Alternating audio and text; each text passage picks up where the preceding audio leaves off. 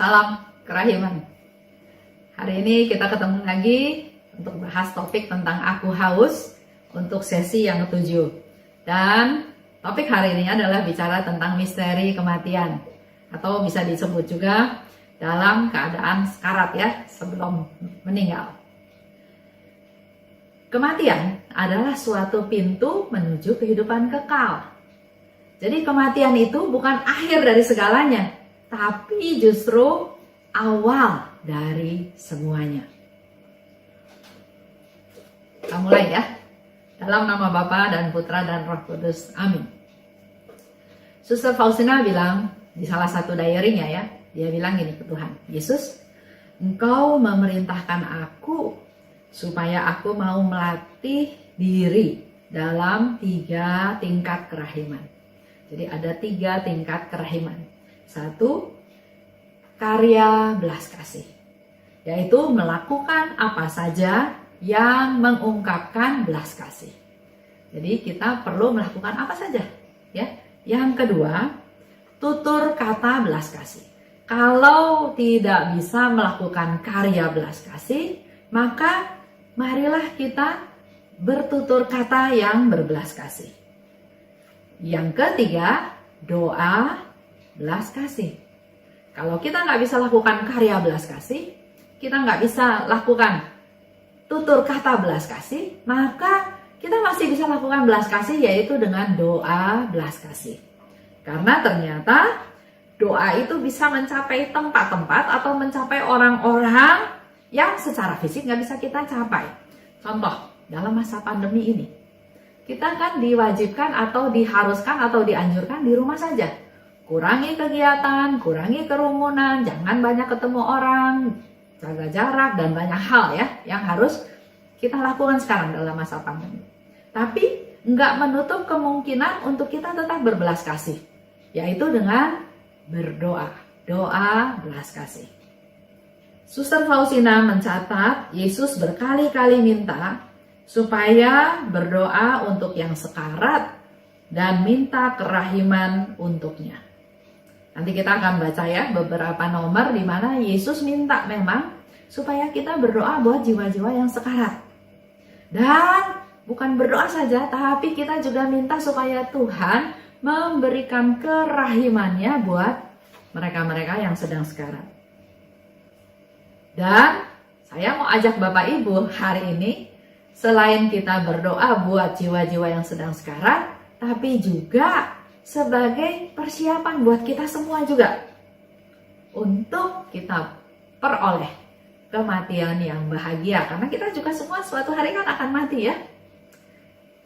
Jadi target kita ada 2, kita belajar berdoa untuk mereka yang sekarat dan kenapa Yesus minta, dan yang kedua persiapan buat diri kita juga. Yesus minta kepada Suster Faustina supaya kita berdoa buat yang sekarat ya. Kita lihat di 809. Pada malam hari, tiba-tiba aku terjaga. Aku tahu bahwa suatu jiwa sedang meminta doaku, dan bahwa ia sangat membutuhkan doa itu. Singkat, tetapi dengan segenap hatiku, aku minta kepada Tuhan agar memberikan rahmat kepadanya. Sering juga ya kita dengar teman-teman cerita, malam tidur, tiba-tiba kayak ada yang bangunin. Setelah itu tiba-tiba teringat seseorang, ya, seperti yang dialami oleh Suster Faustina. Malam hari tiba-tiba dia terjaga, ya, waktu tidur dia tiba-tiba bangun dan aku tahu bahwa suatu jiwa sedang meminta doaku. Ada teman pernah cerita, dia lagi tidur, dia merasa kamar pintunya diketok-ketok. Dia bangun, tapi diam aja, dia tidur lagi. Ada yang ketok-ketok lagi. Akhirnya dia tahu, ada yang minta, ada yang kasih tanda. Jadi dia berdoa buat siapapun yang ketok-ketok itu ya. Nah di sini sudah sama Suster Faustina bilang, aku tahu. Waktu dia terjaga, dia bilang, aku tahu suatu jiwa sedang meminta doaku. Dan dia sangat membutuhkan doa itu. Oleh sebab itu, Suster Faustina katakan, dia berdoa dengan singkat, tapi dengan segenap hatiku, dan dia minta supaya Tuhan memberikan rahmat kepadanya. Jadi kalau ada sesuatu, bukannya kita ketakutan, bukannya kita nggak mau tidur lagi, tapi mari kita berpikir bahwa ada yang butuh doa kita. Kita doakan dia, ya. Lanjut di 810, ya. Jadi 809, 8010, 8011 itu semacam satu rentetan, ya. Di 810. Petang berikutnya, jadi keesokan harinya, sesudah pukul 12, ketika aku masuk ke aula, aku melihat seseorang sedang menghadapi ajal. Dan aku diberitahu bahwa ia sudah mengalami sakratul maut sejak tadi malam. Jadi Suster Faustina melihat satu penglihatan di mana seseorang sudah mengalami sakratul maut sejak tadi malam. Ya, kita pun sering dengar ya, dari beberapa cerita orang yang di rumah sakit yang sudah dalam masa kritis tapi berhari-hari nggak meninggal. Kita bisa bayangkan penderitaannya yang mengerikan yang harus dia alami berhari-hari tersebut. Di sini dikatakan sejak tadi malam, ya. Ketika aku menyelidikinya, itulah saatnya ketika ia meminta doaku. Jadi nyambung nih sama yang cerita 809. Dan tidak lama kemudian aku mendengar suara dalam jiwaku. Daraskanlah koronka yang sudah kuajarkan kepadamu. Itu Yesus katakan ya. Daraskan koronka seperti yang sudah kuajarkan padamu. Seperti yang kuajarkan. Jadi buat Bapak Ibu jangan nambah-nambah doa koronka bukan seperti yang Yesus ajarkan. Karena Yesus minta supaya kita berdoa seperti yang kuajarkan padamu. Bapak Ibu bisa baca dengan jelas di Diary Faustina bagaimana cara berdoa koronka. Jangan ditambah-tambah. Sampai hari ini saya masih dengar doa koronka ditambah-tambah. Padahal di sini dengan jelas Yesus bilang, daraskan koronka yang sudah kuajarkan kepadamu. Mari kita taat pada Tuhan, patuh pada Tuhan. Aku lari mengambil rosarioku, lalu berlutut di samping orang yang menghadapi ajal itu. Dan dengan segenap gairah jiwaku, aku mulai mendaras koronka. Tiba-tiba, orang yang menghadapi ajal itu membuka matanya dan memandangku. Belum lagi selesai aku mendaras seluruh koronka, ia sudah menghembuskan napasnya dengan damai yang luar biasa. Jadi kalau kita berdoa koronka, kita itu sedang mengantar dia untuk dia pulang dalam damai. Kalau kita melihat ya di peti jenazah, kalau kita melayat, kadang-kadang kan ada yang berkomentar, waduh mukanya bagus kayak lagi tidur. Nanti kadang pernah kita lihat, waduh mukanya kok serem, mukanya kok hitam, mukanya kok, nah ya. Kita dengan berdoa koronka menghantar dia pulang dengan damai yang luar biasa. Dengan sungguh-sungguh, aku minta kepada Tuhan untuk memenuhi janji yang telah Ia berikan kepadaku sehubungan dengan pendarasan koronka itu. Jadi dalam hal ini, Suster Faustina ingat, apa janjinya Yesus kalau kita mendaras koronka? Salah satunya kan, Yesus bilang, aku tidak akan datang sebagai hakim yang adil, tapi aku akan datang sebagai penyelamat yang maha rahim. Aku akan membela dia sebagai kemuliaanku sendiri. Nah, janji-janji ini oleh Suster Faustina ditagih kepada Tuhan. Dan Tuhan memberitahukan kepadaku bahwa jiwa itu telah diberi rahmat yang Ia janjikan kepadaku. Suster Faustina merasa mendapat konfirmasi dari Tuhan bahwa jiwa itu sudah memperoleh rahmat seperti yang Yesus janjikan. Itulah jiwa pertama yang menerima karunia yang dijanjikan Tuhan. Aku dapat merasakan bahwa kuasa kerahiman menyelimuti jiwa itu. Jadi dengan kita berdoa koronka, kita memberikan dia damai yang luar biasa, dan juga ternyata di sini katakan kuasa kerahiman menyelimuti jiwa itu. Jadi kalau ada orang yang sedang sekarat, jangan waktunya kita habisin dengan nangis ya, dengan cerita ini cerita itu, tapi berdoalah doa koronka. Undang Yesus datang sebagai penyelamat yang maha rahim.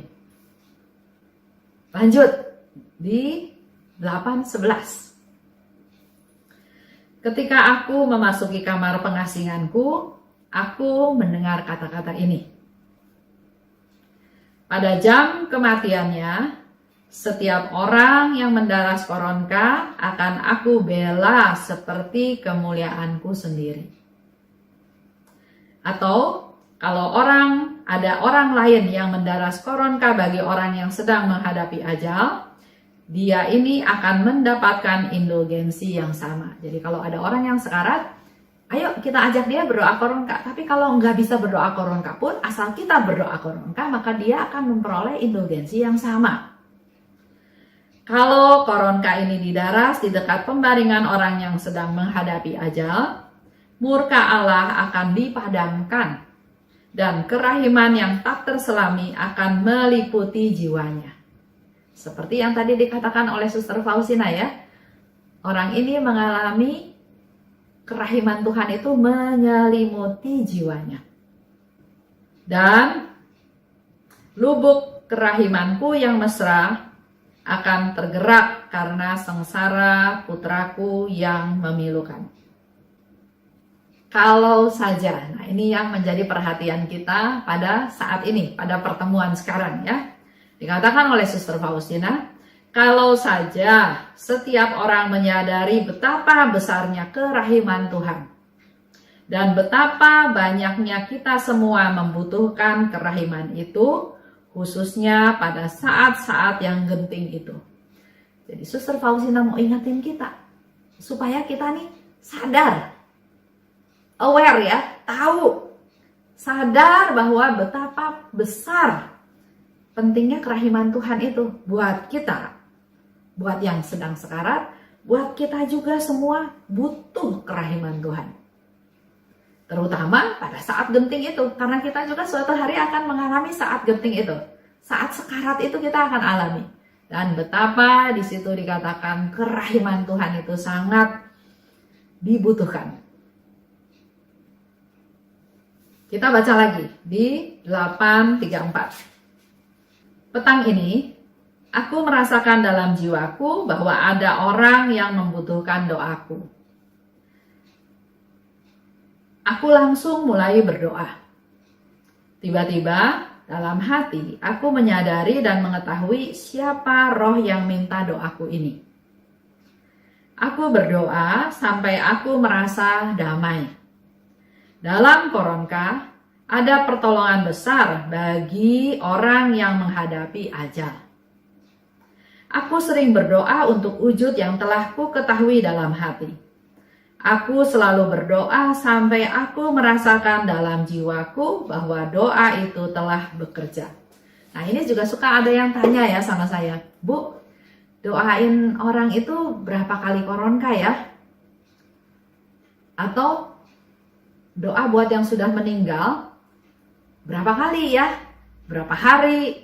Jadi ada yang bertanya seperti itu. Kita semua nggak tahu. Tapi hari ini Suster Faustina memberikan sedikit pengetahuan kepada kita ya. Jadi kalau dia merasa perlu berdoa, dia segera berdoa.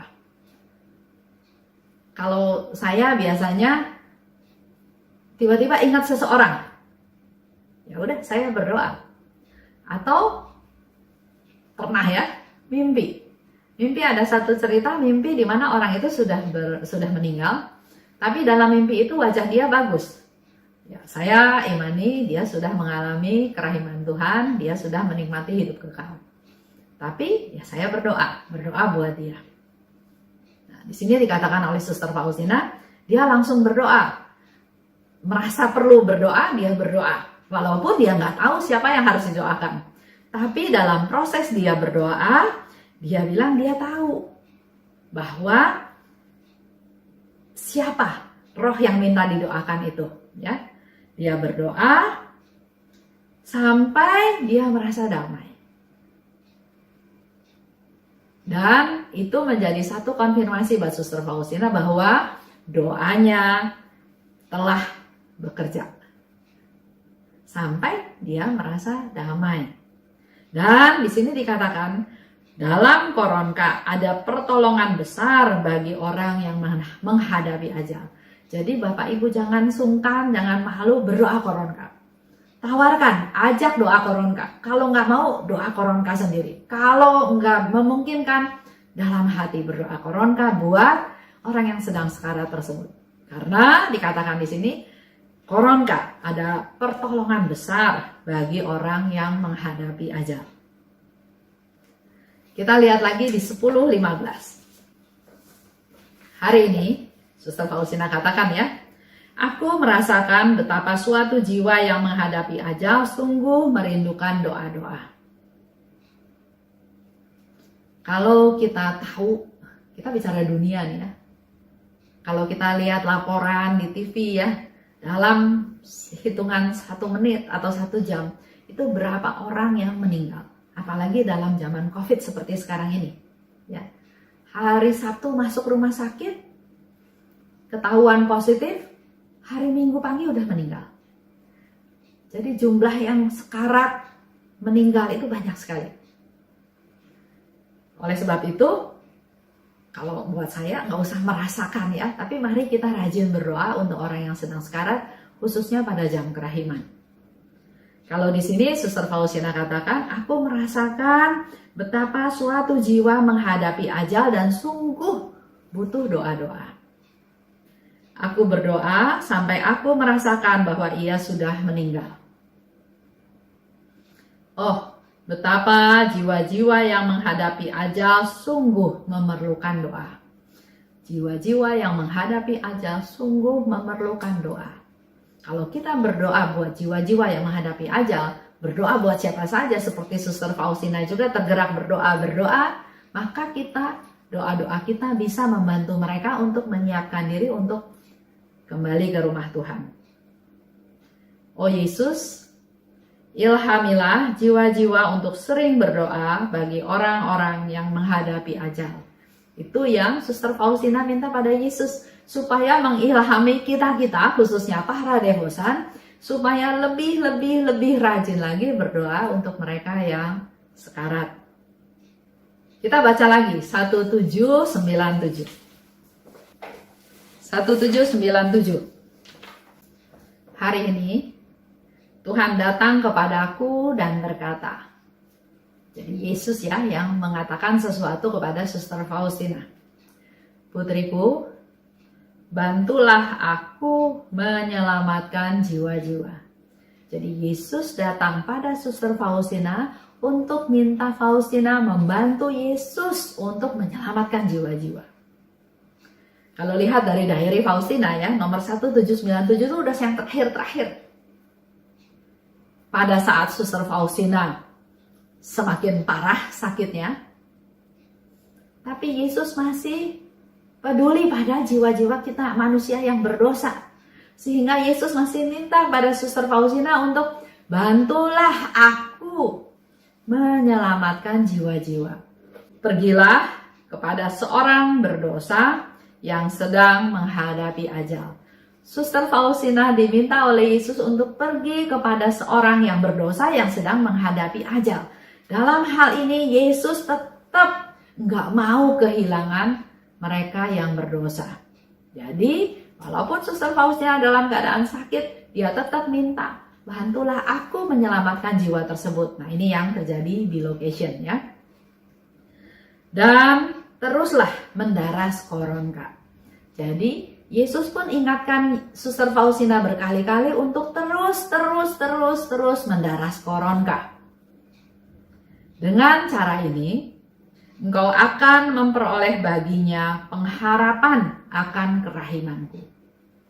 Karena ia sudah dalam keadaan putus asa. Jadi orang yang putus asa pun Yesus perhatikan.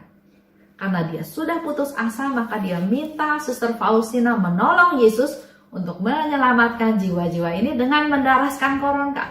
Berdoalah koronka terus-menerus. Teruslah mendaras koronka, supaya dia memperoleh pengharapan akan kerahimanku. Itu yang menjadi PR kita semua.